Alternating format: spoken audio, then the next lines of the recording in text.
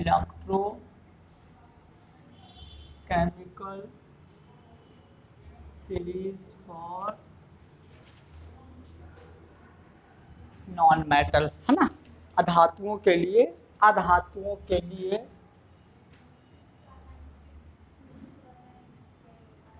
अधातुओं के लिए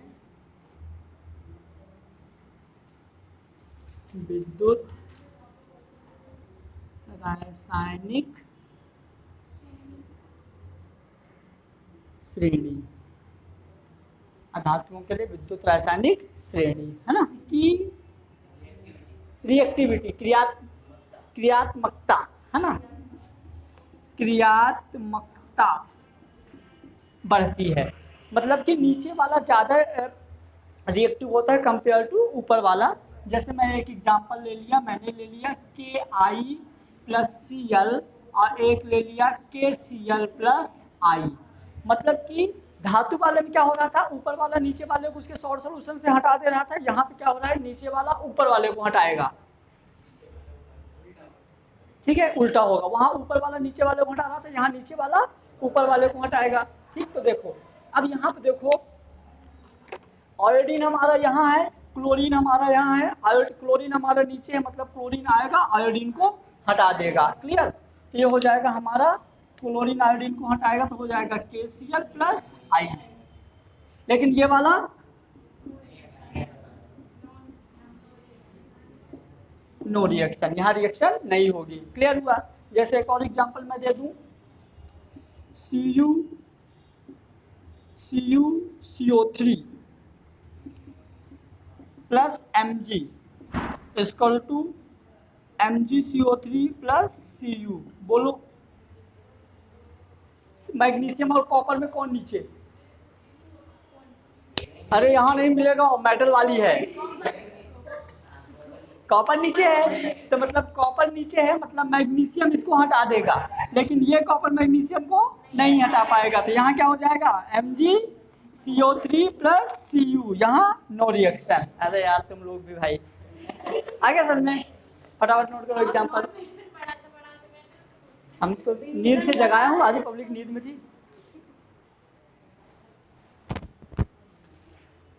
सामान्य परिभाषाएं, जनरल डेफिनेशन, सामान्य परिभाषाएं, जनरल डेफिनेशन लिखो। सामान्य परिभाषा में पहला लिखो, कुचालक पदार्थ,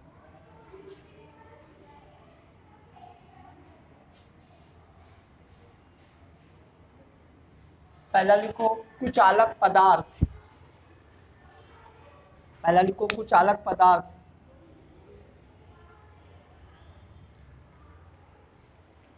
कुचालक पदार्थ में लिखो वह पदार्थ, वह पदार्थ जो धारा का चालन नहीं करते, वह पदार्थ जो धारा का चालन नहीं करते, वह पदार्थ जो धारा का चालन नहीं करते।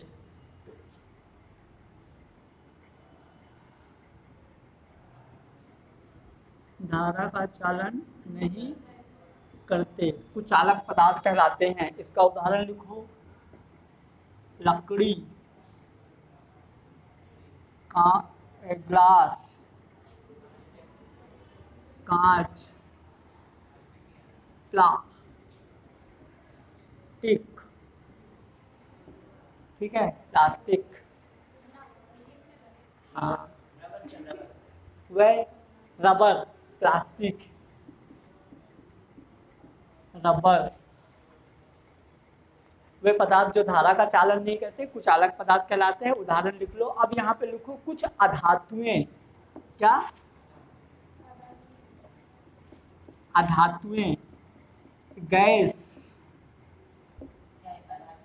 हाँ इसी में अधातुएं कुचालक पदार्थ होती है ना, जैसे मतलब सोडियम, हाइड्रोजन, ये सारी चीजें, सोडियम नहीं, hydrogen, nitrogen, oxygen, fluorine, chlorine, ये सब अधातुएं, गैस, ये सारे कुचालक पदार्थ होते हैं जो धारा का चालन नहीं करते, क्या हो जाएंगे, कुचालक पदार्थ। फिर लिखो, हाँ हाँ, उसके बाद अब लिखो सुचालक पदार्थ,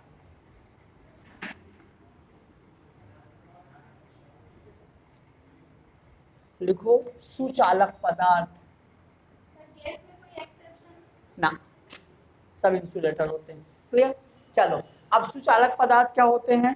वह पदार्थ जो धारा का चालन करते हैं, जो धारा का चालन करते हैं सुचालक पदार्थ कहलाते हैं। वह पदार्थ जो धारा का चालन करते हैं सुचालक पदार्थ कहलाते हैं। इसका उदाहरण हो जाएगा धातुएं।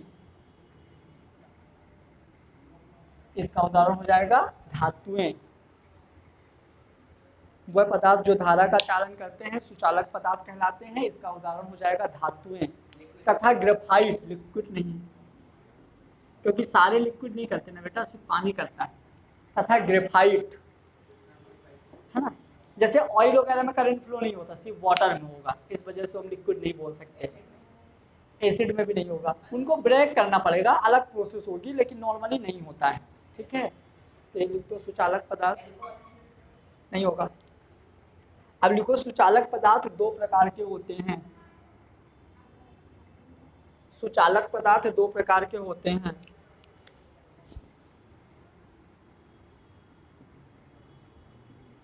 सुचालक पदार्थ दो प्रकार के होते हैं। पहला यहाँ पे लिख दीजिए धात्विक चालक। धात्विक चालक। दूसरा लिख दीजिए विद्युत अपघटनी चालक। सुचालक दो प्रकार के होते हैं, एक होता है हमारा धात्विक चालक और दूसरा होता है विद्युत अपघटनी चालक। ठीक है, अब सुनो मेरी बात ध्यान से। धात्विक चालक मतलब वो वाले चालक जो हम फिजिक्स में पढ़ते हैं, जैसे मैंने बताया था, जैसे वायर हो गई, धातुएं जो होती हैं जो हम यूज करते हैं वो हमारा होता है धात्विक चालक। अब विद्युत अपघटनी चालक क्या होते हैं? सेल, बैटरी, मोबाइल की बैटरी, ठीक है, और जो पानी वाली सेल होती है, मोटर कार की बैटरी, इस तरह की जितनी भी बैटरी होते हैं, मतलब जिनमें केमिकल्स यूज होता है वो हमारा विद्युत अपघटनी चालक होते हैं, और जिनमें मेटल यूज होता है वो हमारे क्या होते हैं? धात्विक चालक।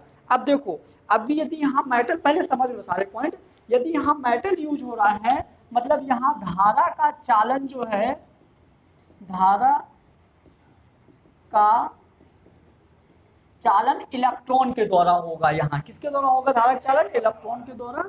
और यहाँ पे धारा का चालन गुड आयन के द्वारा होगा। किसके द्वारा होगा धारा का चालन? यहाँ आयन के द्वारा होगा, यहाँ इलेक्ट्रॉन के द्वारा होगा। यहाँ पे क्या होता है, जैसे अपन एक इलेक्ट्रॉन, ठीक है, सभी धातुएं। धात्विक चालक में जो उदाहरण होगा हमारा धात्विक चालक में, तो यहाँ पे उदाहरण हो जाएगा सभी धातुएं, जितनी भी धातुएं होती हैं हमारा क्या आएगा धात्विक चालक में। विद्युत अपघटनी चालक में उदाहरण क्या हो जाएगा? अम्ल,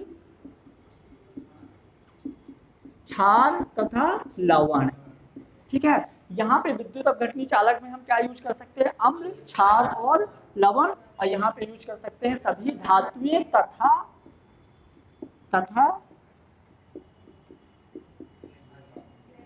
सभी धातुएं तथा ग्रेफाइट हम यूज कर सकते हैं धात्विक चालक में। यहाँ पे अम्ल, क्षार और लवण। अब यहाँ पे एक चीज और याद रखना कि इसमें कोई भी रासायनिक परिवर्तन नहीं होता। मतलब कि जब आप लेके आओगे ना, जैसे मान लो आप लोहे की तार ले आए तो लास्ट तक वो लोहा ही रहेगा। मतलब यहाँ पे ऐसा बोल सकते हैं कोई भी रासायनिक परिवर्तन नहीं होता।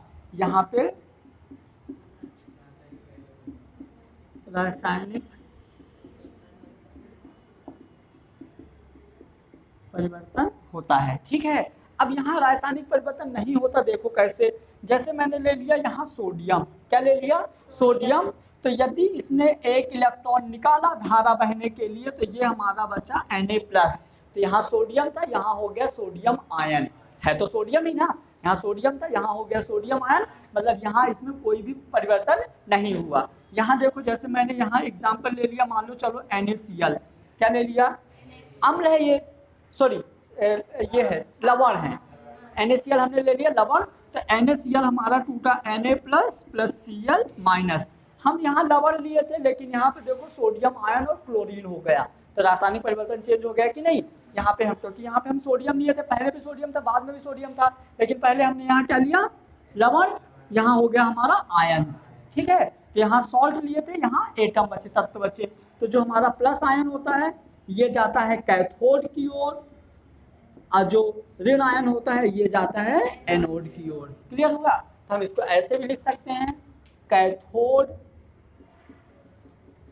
Na प्लस एक इलेक्ट्रॉन लेगा तो हमारा बन जाएगा Na, और एनोड Cl माइनस एक इलेक्ट्रॉन देगा तो बन जाएगा Cl। क्लियर। तो ये हो गया हमारा, देखो तो जो सुचालक पदार्थ होते हैं, कितने टाइप्स के थे सुचालक पदार्थ, दो टाइप्स का।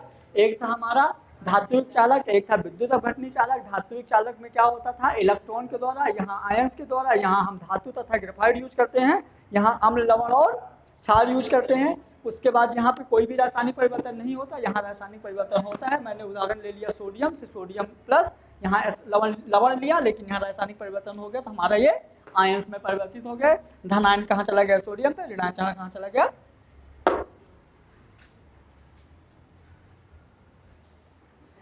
क्या है हैं? हमारे घर में हम भी डरा रही हो भाई, नोट कर लो।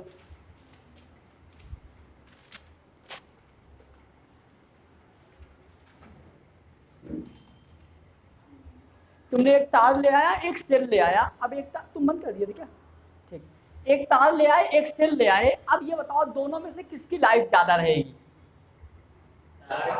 जाहिर सी बात है, तो याद क्या रखना, ये होता है लॉन्ग लाइफ, ये होता है शॉर्ट लाइफ, ठीक है। नेक्स्ट, ये वाला जो होता है धात्विक चालक, इसमें फैराडे का नियम लागू नहीं होता, फैराडे का नियम लागू नहीं होता, यहाँ पे होता, ठीक है। चलो, अब यहाँ पे जैसे हम टेम्परेचर बढ़ाएंगे तो रेजिस्टेंस बढ़ेगा, तो करंट जो है कम फ्लो होगी, लेकिन हम यहाँ टेम्परेचर बढ़ाएंगे तो ज़्यादा टूटेगा, आयंस ज़्यादा होंगे, है ना, मतलब कि मोबिलिटी यानी चालकता, चालकता बढ़ेगी। क्लियर हुआ। तो ये हो गए हमारे सारे पॉइंट, किसमें, धात्विक चालक और विद्युत अपघटनी चालक में। अब आराम से लिखो, लिखवा दूंगा ना अभी,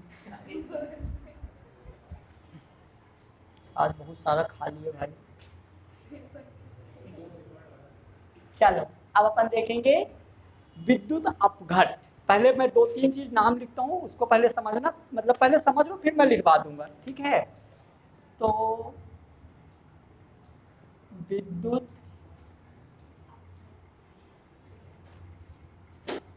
अपघट और इलेक्ट्रोड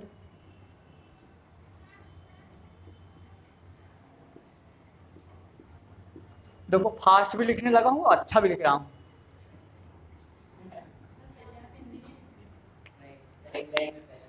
नहीं, हिंदी लिखता ना, भूल गया, बेइज्जती मेरी मत उड़ाओ, पाप लगेगा गुरु की बेइज्जती उड़ाने में। Thank you. और ऐसे बीच बीच में तारीफ किए कि जाकर तो बहुत अच्छा पढ़ाऊंगा। आओ, चलो अपन तीनों चीज समझते हैं, विद्युत अपघट, इलेक्ट्रोड और विद्युत अपघटन। तीनों चीज अच्छे समझ लेना तो पूरा चैप्टर मजा आ जाएगा। इमेजिन करो घड़ी वाला सेल, घड़ी वाला सेल, सेल के अंदर जो ब्लैक कलर का कुछ पड़ा हुआ ना मटेरियल, वो मटेरियल है हमारा विद्युत अपघट। क्या है, सेल के बीच में जो ब्लैक कलर का रॉड होता है वो है इलेक्ट्रोड। अब जब हम सेल को, मैं पढ़ा रहा हूँ, जब मैं सेल को टॉर्च में डालता हूँ, बटन ऑन करता हूँ, तो उस मटेरियल में जो आयंस होते हैं वो आयंस यूज होके और टॉर्च का जलता है, उसका बल्ब क्या होता है, तो जब जलता है मतलब वो जो प्रोसेस होती है केमिकल्स को यूज करके, जैसे सेल डिस्चार्ज हो गया मतलब केमिकल उसके अंदर खराब हो गए, यदि सेल जल रहा है मतलब वो केमिकल यूज के हैं, यदि वो केमिकल जल रहे हैं तो वो हमारा वो होता है विद्युत अपघटन। समझना तीनों चीज। पहले जो हमारे सेल के अंदर जो मटेरियल भरा हुआ है वो क्या है, जो उसमें ब्लैक कलर का रोड है, सुनना अच्छे से, भी बोलना भी समझ में नहीं आया, ठीक है। और उसके अंदर जो केमिकल्स हैं उन केमिकल का उपयोग करके बल्ब का जलना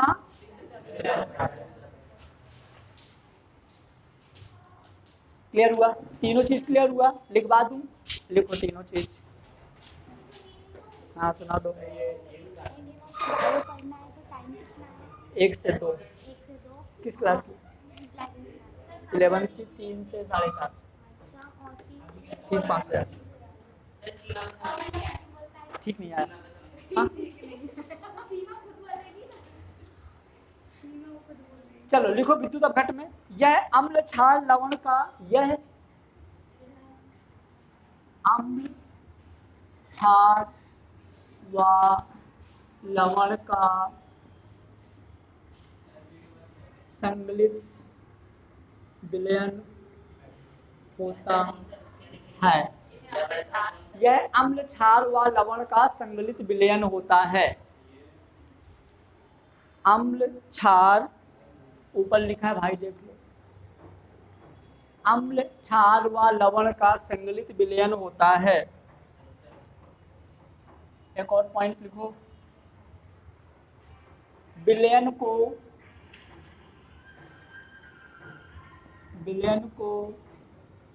जलीय लेते हैं, मतलब यहाँ पे जो विलयन लेंगे वो जलीय विलयन होगा, है ना? हाँ सेकेंड पॉइंट लिख दो, विलयन को जलीय लेते हैं। नेक्स्ट पॉइंट लिखो, देखो ठोस अवस्था में आयन होते हैं परंतु स्थिर रहते हैं, स्थिर रहते हैं, जिस वजह से धारा का चालन नहीं करते।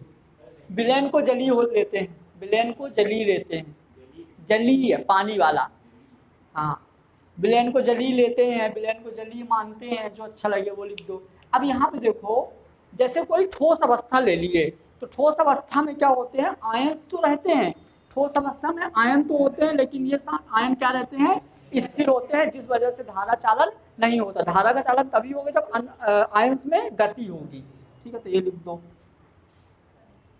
उसके बाद लिख दो इलेक्ट्रोड, उसके बाद लिखो इलेक्ट्रोड की परिभाषा। हाँ परिभाषा ही है उसकी सब लिखना इसमें। यह एक प्लेट या रोड, यह एक प्लेट या रोड या कॉइल, कॉइल सही लिखा है, यह एक प्लेट या रोड या कॉइल के रूप में होता है। प्लेट भी हो सकता है, रोड भी हो सकता है, कॉइल भी हो सकता है। यह एक प्लेट या रोड या कॉइल के रूप में होता है। इलेक्ट्रोड बेटा, जो उसके सेल के अंदर ब्लैक कलर नहीं रहता, तो टीचर को बताना मतलब यह एक प्लेट रोड, यह एक प्लेट रोड या कॉइल के रूप में होता है। इसके आगे जो धारा प्रवाह के लिए, जो धारा प्रवाह के लिए, हाँ जो धारा प्रवाह के लिए, इसके आगे कंटिन्यू करो ना, जो धारा प्रवाह के लिए प्रयुक्त होता है, जो धारा प्रवाह के लिए प्रयुक्त होता है।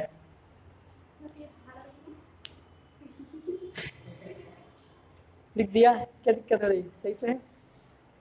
मतलब जो हमारा इलेक्ट्रोड है, इलेक्ट्रोड क्या है कि किसी भी सेल में देखो या तो ये गोल रोड हो सकता है, या पतली प्लेट हो सकती है, या कॉइल हो सकती है, नहीं स्प्रिंग वाली कॉइल हो सकती है। इनमें से कोई भी ऐसी स्ट्रक्चर हो जिसमें धारा का प्रवाह होता है, वो हमारा क्या कहलाता है, इलेक्ट्रोड।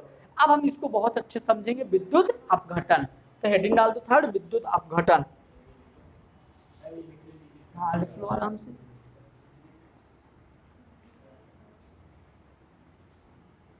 विद्युत अपघटन।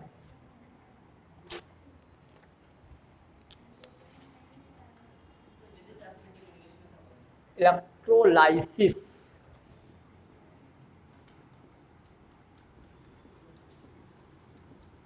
अब तो ये वाला बहुत अच्छा लगता है, कोई हिंदी से इंग्लिश पूछे। इलेक्ट्रोलाइसिस बहुत इजी है। देखो इलेक्ट्रोलाइसिस क्या होता है, जैसे मान लो मैंने एक एग्जांपल ले लिया NaCl। क्या ले लिया एग्जांपल, NaCl। मतलब ये हमारा एक विद्युत अपघट्ट है। क्या है, विद्युत अपघट्ट है। अब इस NaCl को जैसे ही अभिक्रिया स्टार्ट होती है तो ये Na प्लस और Cl माइनस आयन में टूटता है। क्लियर हुआ, क्या टूटता है, Na प्लस और Cl माइनस आयन में। फिर इसके बाद क्या होगा, हमारा यहाँ पे एक होगी कैथोड, एक होगा एनोड। मतलब सेल में दो प्लेट होते हैं, कैथोड और एनोड।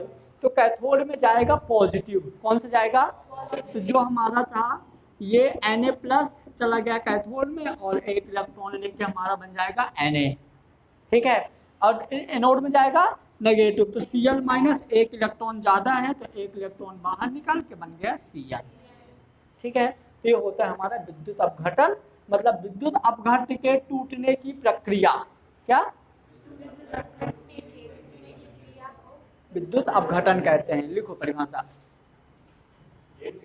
किसी भी विद्युत अपघट्ट के, किसी भी विद्युत अपघट्ट के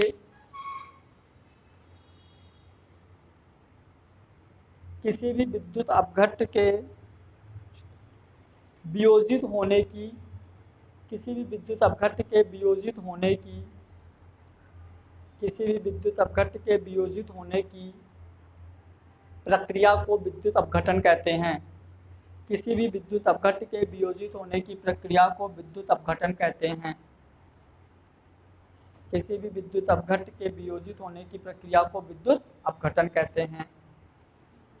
लिख लिया, ठीक है, एग्जाम्पल डाल के ये लिख लो।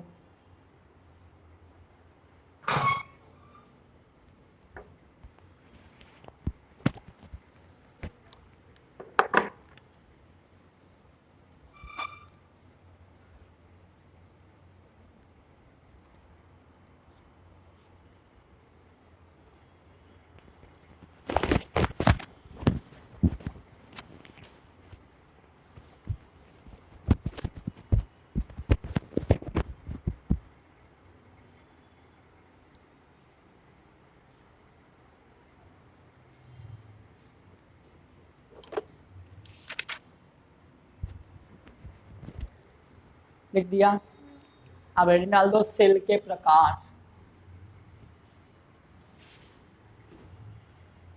क्या लिखना है, सेल के, देखो इधर पहले समझ लो।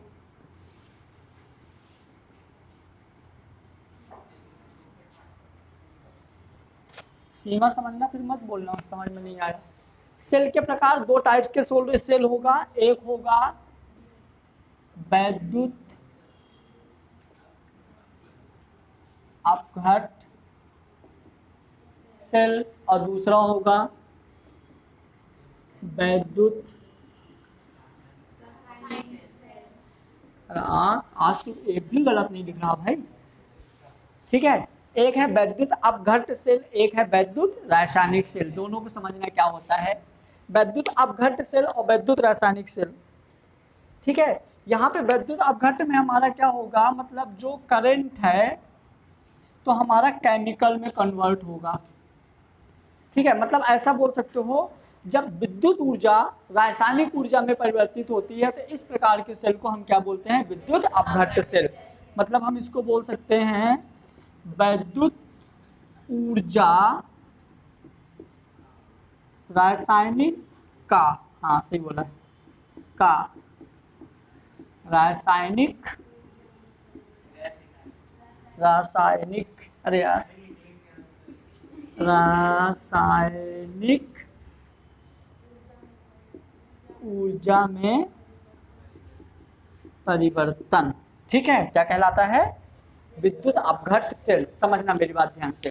जैसे मोबाइल की बैटरी है, यदि हम मोबाइल के बैटरी को चार्ज कर रहे हैं तो बैटरी में केमिकल्स होते हैं, या कैमरे का सेल, ये जो भी सेल चार्ज करने वाले सेल भी आते हैं ना, तो जब हम सेल को चार्ज करते हैं तो करंट की वजह से सेल चार्ज हो रहा है, मतलब जो हमारी करंट है केमिकल में स्टोर हो रही है, तो इस तरह का सेल जो हम चार्ज करते हैं। ठीक है, मतलब कि इसको हम क्या बोलेंगे? मतलब जब विद्युत ऊर्जा रासायनिक ऊर्जा में परिवर्तित होती है, इस प्रकार के सेल को क्या बोलते हैं? जब रासायनिक ऊर्जा विद्युत ऊर्जा में परिवर्तित होती है तो यहाँ पे लिख दो, लिखो फटाफट। जब रासायनिक ऊर्जा विद्युत ऊर्जा में परिवर्तित होती है, जब रासायनिक ऊर्जा विद्युत ऊर्जा में परिवर्तित होती है तो हम इसको वैद्युत रासायनिक सेल बोलेंगे, और जब वैद्युत ऊर्जा रासायनिक ऊर्जा में परिवर्तित होती है तो हम इसको क्या बोलेंगे? विद्युत अपघट्ट सेल बोलेंगे। नोट कर लो।